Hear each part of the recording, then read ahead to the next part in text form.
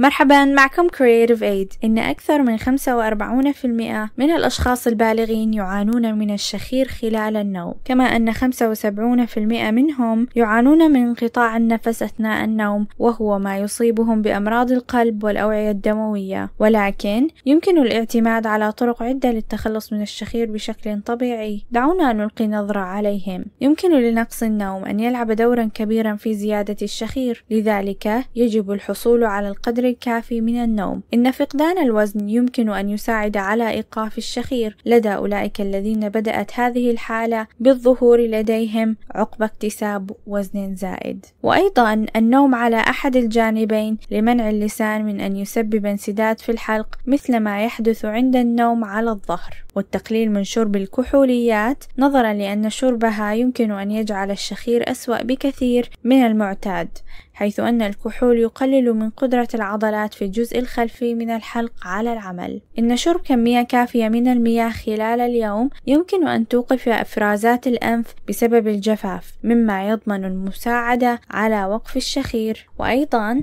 فتح ممرات الأنف عبر حمام ساخن أو بعض العلاجات يمكن أن يساعد على التقليل من الشخير خلال النوم. وتغيير الوسائد يمكنه أيضا أن يساعد على تقليل المواد المسببة للحساسية والغبار الموجودة في غرفة النوم، والتي هي عوامل مساهمة في الشخير. يمكن أن تؤدي الحيوانات الأليفة أيضا إلى استنشاق وبر الحيوانات، الذي يعتبر مهيجا آخر. نشكر متابعتكم. لا تنسوا تعملوا اشتراك بقناة Creative Aid والضغط على زر أعجبني، وإذا كان لديكم أي استفسار اتركوا تعليق.